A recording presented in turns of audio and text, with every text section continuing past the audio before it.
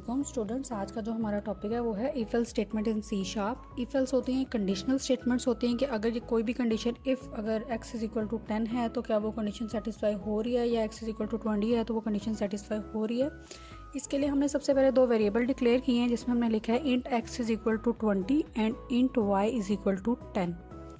अब हम कंडीशंस की तरफ जाते हैं कि इफ़ एल्स क्या होता है। सबसे पहले हम करते हैं इफ़ स्टेटमेंट। हमने राइटअप किया है इफ़। अब मैं यहाँ पे कंडीशन राइटअप करती हूँ x is greater than y। अब हम चेक करते हैं कि क्या ये कंडीशन हमारी फुलफ़िल होती है, क्या x जो है वो y से बड़ा है या नहीं है। अब हम नेक्स्ट यूज़ करते हैं कंसोल डॉट राइट लाइन, यानी अगर हम राइटअप कर रहे हैं कि x y से बड़ा है तो हमें क्या मैसेज जो है वो डिस्प्ले होगा।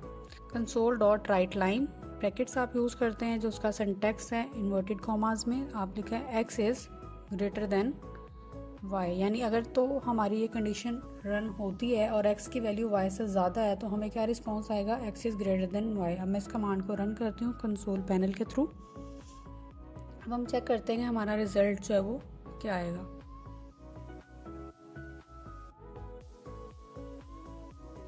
आपको पता है क्योंकि सिस्टम थोड़ा सा जो है वो टाइम कंज्यूमिंग प्रोसेस होता है। हमारा यहाँ पे डिबगिंग हो रही है। अब हम देखते हैं हमें क्या रिजल्ट शो होता है। हमारा रिजल्ट आया x is greater than y। इसका मीन्स क्या है कि हमारी जो कंडीशन है वो सेटिस्फाई हुई है क्योंकि x की वैल्यू 20 थी और y की वैल्यू 10 थी। अब हम नेक्स्ट की तरफ मूव फॉरवर्ड करते हैं एल्स। हमने इफ़ किया, अब हम करते हैं एल्स क्या डिस्प्ले हो। अगर तो x ग्रेटर देन y है तब तो ये कंडीशन फुलफिल हो जाएगी, पर अगर x जो है वो ग्रेटर देन y नहीं है तब हमें क्या मैसेज डिस्प्ले हो। अब हम उसमें क्या मैसेज डिस्प्ले करवाएंगे, x is not greater than y। अब मैं वैल्यूज़ चेंज करती हूँ ताकि हम टेस्टिंग कर सकें, और मैंने y की वैल्यू कर दी है 30। अब हम चेक करते हैं कि हमें क्या रिस्पांस मिलता है। अब x की वैल्यू 20 और y की वैल्यू क्या है 30, तो इसमें हमारी कंडीशन क्या रन होनी चाहिए, x is not greater than y। देखिए अब हमें एल्स की कंडीशन रन हुई और हमें क्या मैसेज डिस्प्ले हो रहा है, x is not greater than y। x की वैल्यू 20 थी और y की वैल्यू क्या थी 30।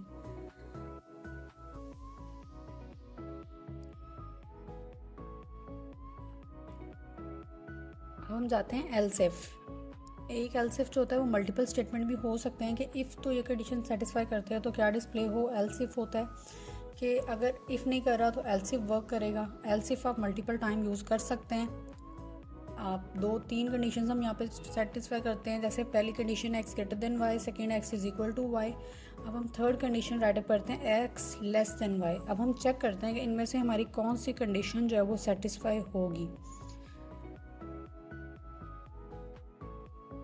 अब हम राइटअप कर देते हैं कंसोल डॉट राइट लाइन, जिसमें हम स्टेटमेंट अपनी राइटअप करेंगे अगर हमारी कंडीशन रन नहीं हो रही है तो उसके लिए कौन सी स्टेटमेंट जो है वो डिस्प्ले हो। अब हम यहाँ पे कर देते हैं x is equal to y, जो हमने अपनी कंडीशन लिखी है। हम स्टेटमेंट भी उसी के अकॉर्डिंग सेट कर देते हैं।